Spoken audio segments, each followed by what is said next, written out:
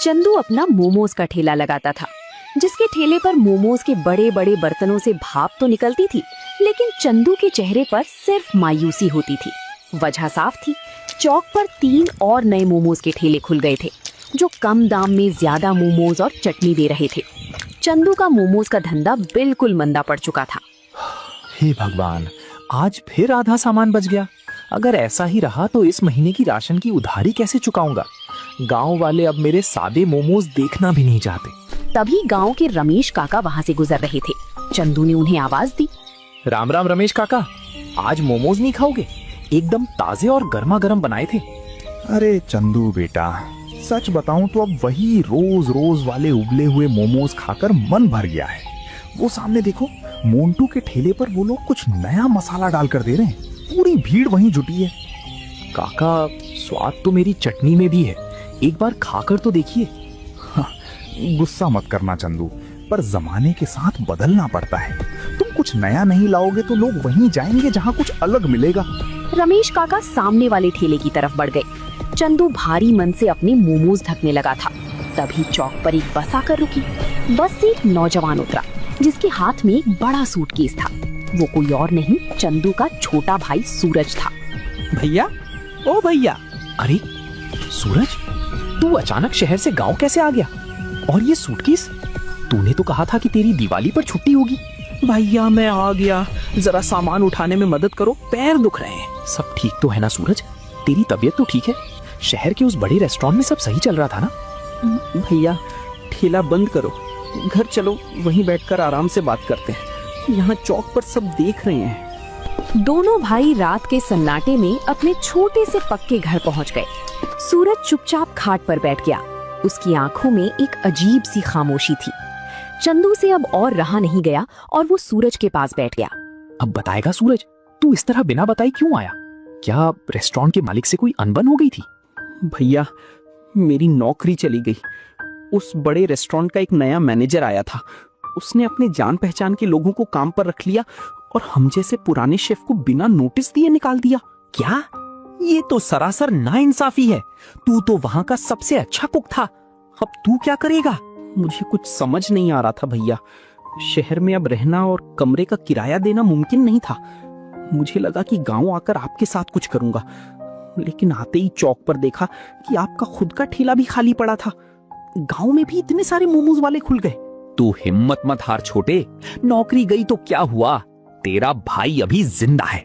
हम दोनों मिलकर 2 वक्त की रोटी का इंतजाम कर ही लेंगे। रही बात मेरे ठेले की, तो हाँ, ग्राहक टूट चुके हैं। लोग कुछ नया मांगते हैं जो मेरे पास नहीं है। भैया आप अभी भी वही पुराने उबले हुए स्टीम मोमोज बेच रहे थे। आज के समय में लोग सिर्फ उबला हुआ खाना पसंद नहीं करते, उन्हें कुछ क्रिस्पी, कुछ धमाकेदार चाहिए। धमाकेदार? अरे भाई, मोमोज तो ऐसे ही बनते हैं ना, मैदे के अंदर सब्जी भरो और भाप में पकाओ। नहीं भैया, शहर के बड़े बड़े रेस्टोरेंट में अब एक नई चीज धूम मचा रही है, कुरकुरे मोमोज। बाहर से एकदम क्रिस्पी, क्रंची और अंदर से रसीले। हमारे गांव वालों ने ऐसा स्वाद कभी चखा ही नहीं होगा। कुरकुरे मोमोज? ये क्या बला है? क्या मोमोज भी कुरकुरे हो सकते हैं? बिल्कुल हो सकते हैं भैया। कल सुबह आप दुकान के लिए मैदा और सब्जियां लाना, बाकी का जादू मैं आपको सिखाऊंगा। हम दोनों मिलकर गांव का सबसे पहला और अनोखा कुरकुरे मोमोज का ठेला लगाएंगे। अगली सुबह सुंदरपुर गांव में सूरज की पहली किरण के साथ ही दोनों भाई अपने काम में जुट गए थे। चंदू बाजार से ताजी बंद गोभी, गाजर, प्याज और मैदा खरीद कर लाया था। घर के बरामदे में दोनों ने मिलकर सब्जियां काटी और मैदे की छोटी छोटी लोइयां बनाकर मोमोज तैयार किए। जब मोमोज भाप में पककर तैयार हो गई, तब चंदू उन्हें हमेशा की तरह थाली में सजाने लगा, लेकिन सूरज ने उसे रोक दिया और मुस्कुराते हुए अपनी सीक्रेट रेसिपी निकालने लगा। सूरज, मोमोज तो उबल कर तैयार हो गए हैं। अब इसमें ऐसा क्या अलग करेगा तू जिससे ये कुरकुरे हो जाएंगे? मुझे तो कुछ समझ नहीं आ रहा। भैया यही तो असली जादू है। ये देखो, ये कॉर्नफ्लोर का घोल है और इस दूसरी थाली में जो आप देख रहे हो, ये कुचले हुए कॉर्नफ्लेक्स हैं। इसी से मोमोज को वो करारापन मिलेगा जो गांव वालों ने पहले कभी नहीं देखा। अच्छा, तो तू इन उबले हुए मोमोज को पहले इस घोल में डुबोएगा और फिर उन सूखे कॉर्नफ्लेक्स में लपेटेगा। पर इससे स्वाद कैसा आएगा? स्वाद ऐसा आएगा भैया कि लोग उंगलियां चाटते रह जाएंगे। अब आप चूल्हे पर कढ़ाई चढ़ाओ और तेल को खूब गर्म करो, हमें इन्हें डीप फ्राई करना है। अरे सूरज, तेल में डालते ही ये तो एकदम सुनहरे होने लगे और खुशबू तो पूरे घर में फैल गई है। मोंटू और बाकी ठेले वाले तो बस उबले मोमोज को तवे पर थोड़ा सा सेक देते हैं, पर ये तरीका तो बिल्कुल अलग है। तभी तो इसका नाम कुरकुरे मोमोज है भैया। अब जरा इसे हाथ में लेकर देखो, इसकी ऊपरी परत कितनी सख्त और करारी बनी है। जब ग्राहक इसे चबाएगा तो सबसे पहले कुरकुरे की आवाज आएगी और फिर अंदर की रसीली सब्जियां मुंह में घुल जाएंगी। शाम के 5 बजते ही दोनों भाई चौक पर अपना ठेला लेकर पहुंच चुके थे। सूरज ने ठेले के आगे एक बड़ा सा बोर्ड टांग दिया था जिस पर साफ अक्षरों में लिखा था स्पेशल कुरकुरे मोमोज। ठेले से उठती गर्मा गर्म और क्रिस्पी खुशबू ने चौक पर आते जाते लोगों का ध्यान अपनी ओर खींचना शुरू कर दिया था। सबसे पहले वही रमेश काका वहाँ से गुजरे जो कल चंदू को नसीहत देकर गए थे। अरे चंदू, ये आज क्या नया तमाशा खड़ा किया है तुमने? कुरकुरे मोमोज? मोमोज तो मुलायम होते हैं, ये कुरकुरा क्या होता है भाई? राम राम काका, मैं चंदू का छोटा भाई सूरज हूँ। शहर के बड़े रेस्टोरेंट से सीख कर आया हूँ। आज पैसे मत दीजिए, बस हमारी तरफ से एक मोमो चक्कर देखिए। पसंद ना आए तो दोबारा मत खाइएगा। चलो भाई, तुम इतना कह रहे हो तो चख ही लेते हैं। वैसे भी खुशबू तो बहुत जोरदार आ रही है। सूरज ने गर्मा गर्म कुरकुरा मोमो लाल तीखी चटनी और सफेद मेयोनीज के साथ रमेश काका के हाथ में दिया। जैसे ही रमेश काका ने पहला बाइट लिया, एक जोरदार क्रंच की आवाज आई। काका की आंखें फटी की फटी रह गईं। उन्होंने झटपट दूसरा और तीसरा मोमो भी मुंह में डाल लिया और स्वाद की मजे लेने लगे। वाह चंदू, वाह सूरज भाई, वाह! ऐसा स्वाद तो मैंने अपनी पूरी जिंदगी में नहीं चखा। बाहर से इतना करारा और अंदर से इतना रसीला। ये तो मोंटू के मोमो से 1000 गुना बेहतर है। क्या हुआ काका, ऐसा क्या खा लिया जो इतने गुण गा रहे हो? जरा हमें भी तो बताओ। अरे लखन, मोंटू के ठेले को छोड़ो और सब लोग यहाँ आओ। चंदू और सूरज ने कोई ऐसी कमाल की चीज बनाई है जो मुंह में जाते ही मजा ला देती है। इसे कुरकुरे मोमोज कहते हैं। रमेश काका की बात सुनते ही चंदू के ठेले के सामने गांव वालों की भारी भीड़ जमा हो गई। हर कोई उस क्रंच की आवाज और अनोखे स्वाद को चखना चाहता था। सूरज फटाफट मोमोज को फ्राई कर रहा था और चंदू प्लेट सजाकर चटनी परोस रहा था। मोंटू और बाकी ठेले वाले दूर खड़े होकर चंदू के ठेले पर लगी लंबी कतार को हैरानी और मायूसी से देख रहे थे। उस दिन चंदू का सारा सामान सिर्फ 2 घंटे में बिक गया था। देखते ही देखते 2 हफ्ते बीत गए थे और सुंदरपुर गांव में चंदू के कुरकुरे मोमोज का डंका बजने लगा था। शाम होते ही लोग पहले से आकर लाइन लगा लेते थे। दोनों भाई मिलकर बहुत खुश थे और उनकी कमाई भी पहले से 3 गुना बढ़ चुकी थी। लेकिन चौक पर जो बाकी 3 ठेले वाले थे, उनकी दुकानदारी बिल्कुल ठप हो गई थी। सबसे ज्यादा परेशान मोंटू था, जिसका ठेला पहले सबसे ज्यादा चलता था। वो दूर खड़ा होकर चंदू की दुकान पर लगी भीड़ को घूर रहा था। ये चंदू तो पहले मक्खियां मारता था, अब अचानक इसके पास इतने ग्राहक कहां से आने लगे? और ये इसका छोटा भाई शहर से आकर क्या नई नौटंकी शुरू कर दी है? अरे मोंटू भाई, नौटंकी नहीं है। मैंने कल छुपकर उनका एक मोमो खाया था। सच में बहुत कुरकुरा और लाजवाब बनाते हैं वो लोग। हमारे उबले मोमोज को तो अब लोग मुफ्त में भी ना लें। चुप कर, तू तो दुश्मनों की तारीफ कर रहा है। अगर ऐसा ही रहा तो हमें अपना ठेला यहाँ से हटाना पड़ेगा। मुझे कुछ ना कुछ तो करना ही होगा। आखिर ये कुरकुरापन आता कहाँ से, ये पता लगाना पड़ेगा। उधर चंदू के ठेले पर ग्राहकों की लाइन लगी थी। लखन अपनी प्लेट खत्म करके चंदू के पास पैसे देने आया था और उसकी तारीफों के पुल बांध रहा था। चंदू भाई, सच में कमाल कर दिया तुम दोनों ने। मेरी पत्नी तो रोज शाम को कहती है कि बाजार जाओ तो सिर्फ चंदू के ही कुरकुरे मोमोज लाना। इस स्वाद में कुछ तो जादू है। ये सब आप लोगों का प्यार है लखन भाई, और असली जादू तो मेरे छोटे भाई सूरज के हाथों का है, जो शहर से ये हुनर सीख कर आया है। हाँ लखन भैया, हम हर रोज ताजी सब्जियां लाते हैं और सफाई का पूरा ध्यान रखते हैं। आप लोग बस ऐसे ही आते रहिए, हमारा हौसला बढ़ता रहेगा। जैसे जैसे दिन बीत रहे थे, कुरकुरे मोमोज की मांग इतनी बढ़ गई थी कि दोनों भाइयों के हाथ छोटे पड़ने लगे थे। सुबह से लेकर दोपहर तक हाथ से मोमोज बनाने में उनका सारा समय चला जाता था। फिर भी शाम को सामान कम पड़ जाता था। सूरज ने महसूस किया कि अगर उन्हें अपना काम और बढ़ाना है तो उन्हें थोड़ी नई तकनीक का सहारा लेना होगा। रात को खाना खाने के बाद दोनों भाई खाट पर बैठकर इसी बारे में चर्चा कर रहे थे। सूरज, आज तो पैर जवाब दे गए। ग्राहक इतने ज्यादा थे कि हम सबको मोमोज दे भी नहीं पाए। हाथ से कितनी लोइयां बेलेंगे हम? सुबह से शाम तक बस यही करते रहते हैं। भैया मैं भी यही सोच रहा था। शहर में मैंने देखा था कि बड़े रेस्टोरेंट में हाथ से बेलने की बजाय डो शीटर और मोमोज शेपिंग मशीन का इस्तेमाल होता है, जिससे मिनटों में कई मोमोज तैयार हो जाते हैं। और सब्जियां काटने के लिए एक बढ़िया सा चॉपर आता है।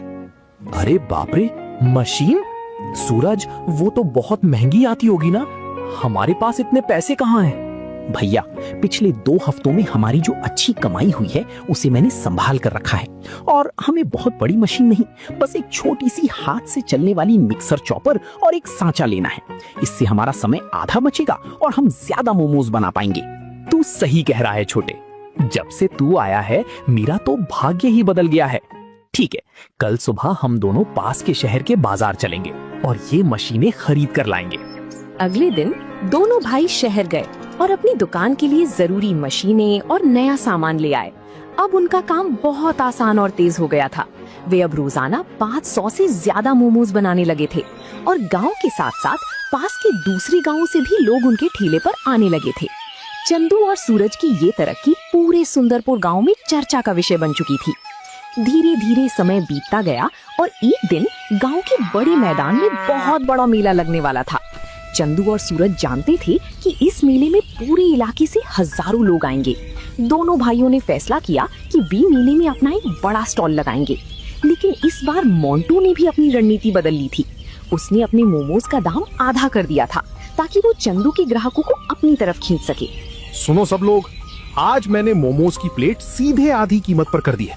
चंदू चाहे जितने भी कुरकुरे मोमोज बना ले, पर जब लोग देखेंगे कि यहाँ सस्ते में पेट भर रहा है तो सब यहीं आएंगे। तभी वहाँ से रमेश काका गुजर रहे थे। उन्होंने मोंटू की बात सुन ली और रुक गए। अरे मोंटू भाई, तुम कीमत चाहे जितनी कम कर लो, पर जो स्वाद और करारापन चंदू के कुरकुरे मोमोज में है वो तुम्हारे इस मोमोज में कहाँ। लोग अब स्वाद के दीवाने हैं, पैसों के नहीं। काका आप देखते जाओ, आज मेले में मेरी ही दुकान पर सबसे ज्यादा बिक्री होगी। शाम को मेला शुरू हुआ। चंदू और सूरज ने अपने स्टॉल को बहुत ही सुंदर तरीके से सजाया था। जैसे ही मेले में भीड़ बढ़ी, चंदू के स्टॉल के सामने पैर रखने तक की जगह नहीं बची। सूरज, लोग तो रुकने का नाम ही नहीं ले रहे हैं। जो कढ़ाई में मोमोज छनकर निकल रहे हैं वो प्लेट में सजने से पहले ही बिक जा रहे हैं। तेरी वो पुदीने वाली नई चटनी तो लोगों को बहुत भा रही है। भैया मैंने कहा था ना कि त्योहार पर लोग कुछ खास खाना पसंद करते हैं। आप बस चटनी और म्यूनीज डालते जाओ, आज हमें गांव का रिकॉर्ड तोड़ना है। रात के 10 बज चुके थे। मेले में चंदू और सूरज का सारा स्टॉक खत्म हो चुका था।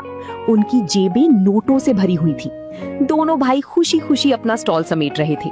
तभी चंदू की नजर दूर मोंटू के स्टॉल पर पड़ी। मोंटू का सारा सामान वैसा का वैसा ही रखा था और वो उदास बैठा था। उसकी आंखों में आंसू थे। चंदू का दिल पिघल गया। उसने सूरज को इशारा किया और दोनों मोंटू के पास पहुंचे। क्या हुआ मोंटू भाई, इतने उदास क्यों बैठे हो? आज तो मेले का इतना बड़ा दिन था। चंदू भाई तुम यहाँ? मेरी किस्मत ही खराब है। मैंने दाम भी आधे कर दिए, फिर भी कोई मेरे स्टॉल पर नहीं आया। मेरा सारा सामान बर्बाद हो गया। मैं कर्ज कैसे चुकाऊंगा? मोंटू भैया आपकी किस्मत खराब नहीं है, बस आपका तरीका थोड़ा पुराना हो गया था। व्यापार में किसी से जलने की बजाय अपने काम को बेहतर करने पर ध्यान देना चाहिए। ग्राहकों को कम दाम नहीं, अच्छा स्वाद और नयापन चाहिए होता है। मुझे माफ कर दो चंदू भाई, माफ कर दो सूरज। मैं मन ही मन तुम दोनों से बहुत जलता था और सोचता था कि तुम्हारी दुकान कैसे बंद करवाऊं, पर आज मेरी आंखें खुल गई। तुम दोनों सच में बहुत मेहनत करते हो। अरे मोंटू भाई, हम सब एक ही गांव के हैं। पुरानी बातें भूल जाओ। अगर तुम चाहो तो कल से तुम भी हमारे साथ काम कर सकते हो। सूरज तुम्हें भी कुरकुरे मोमोज बनाने का सीक्रेट सिखा देगा। हम सब मिलकर इस काम को और बड़ा करेंगे। क्या तुम मुझे अपना सीक्रेट सिखाओगे? इतनी बड़ी दुश्मनी के बाद भी तुम मेरे बारे में ऐसा सोच रहे हो? चंदू भाई, तुम्हारे जैसा बड़ा दिल पूरे गांव में किसी का नहीं है। मेले की उस रात के बाद सुंदरपुर गांव का माहौल पूरी तरह बदल चुका था। मोंटू अब चंदू और सूरज का दुश्मन नहीं बल्कि उनका सबसे बड़ा मददगार बन चुका था। चंदू और सूरज ने अपने घर के बड़े से बरामदे को एक छोटी सी रसोई का रूप दे दिया था, जहां वे गांव के अन्य बेरोजगार युवाओं और बाकी ठेले वालों को भी साफ सफाई से मोमोज बनाना सिखाते थे। सूरज सबको सही मात्रा में मसाले डालना और मोमोज को एकदम परफेक्ट क्रिस्पी बनाने का तरीका सिखाता था। सूरज भाई, सच बताऊं तो मुझे पहले लगता था कि शेफ का काम बहुत आसान होता है, पर अब समझ आया कि कॉर्नफ्लावर के घोल की मोटाई और तेल का तापमान सही रखना कितना जरूरी है। जरा देखना, क्या ये घोल सही बना है? बिल्कुल परफेक्ट है मोंटू भैया। अब इसमें जब मोमोज डूबेंगे और कॉर्नफ्लेक्स की कोटिंग होगी तो ये कढ़ाई में जाते ही एकदम सोने जैसा चमकेगा। आपकी मेहनत रंग ला रही है। सूरज, मोंटू, पास के 3 और गांव के सरपंचों का बुलावा आया है। वो चाहते हैं कि हम उनके यहाँ लगने वाले साप्ताहिक बाजार में भी अपना कुरकुरे मोमोज का स्टॉल लगाएं। लोग हमारे स्वाद के दीवाने हो चुके हैं। चंदू भाई, ये तो बहुत बड़ी खुशखबरी है। आप बिल्कुल चिंता मत करो। अब जब मैं और गांव के बाकी लड़के आपके साथ हैं, तो हम मिलकर हर गांव तक ये स्वाद पहुंचाएंगे। माल तैयार करने की जिम्मेदारी हमारी। यही तो मैं चाहता था भैया। जब मैंने शहर की नौकरी खोई थी तो मुझे लगा था कि सब कुछ खत्म हो गया, पर आज मुझे समझ आया कि अगर आपके पास हुनर है और आपके साथ अपनों का भरोसा है तो आप कहीं भी अपनी नई दुनिया बसा सकते हैं। वक्त का पहिया घूमता गया और चंदू का वो छोटा सा ठेला अब एक आलीशान दुकान का रूप ले चुका था। गांव के उस चौक पर जहां कभी चंदू मायूस होकर बैठता था, आज वहां एक सुंदर सी दुकान सज चुकी थी जिसका नाम था भैया जी कुरकुरे मोमोज। दुकान के उद्घाटन के दिन पूरे गांव को न्योता दिया गया था। चंदू और सूरज, तुम दोनों भाइयों ने आज सुंदरपुर गांव का नाम पूरे इलाके में रोशन कर दिया है। शहर के लोग जो स्वाद ढूंढते थे वो आज तुमने हमारे छोटे से गांव में लाकर खड़ा कर दिया। ये सब आप सब बुजुर्गों के आशीर्वाद और मेरे छोटे भाई की समझदारी का नतीजा है। अगर सूरज शहर से वो हुनर ना लाता और हिम्मत ना दिखाता तो आज भी मैं उसी पुराने ठेले पर आंसू बहा रहा होता। और भैया, अगर आपका सहारा और आपका बड़ा दिल ना होता तो शहर की नौकरी छूटने के बाद मैं टूट चुका होता। ये दुकान सिर्फ मोमोज की नहीं है, ये हम दोनों भाइयों के प्यार और मेहनत की निशानी है। तो दोस्तों, आप लोगों को ये कहानी कैसी लगी कमेंट करके जरूर बताएं और ऐसी कहानियों को देखने के लिए वीडियो को लाइक करें और चैनल को सब्सक्राइब करें।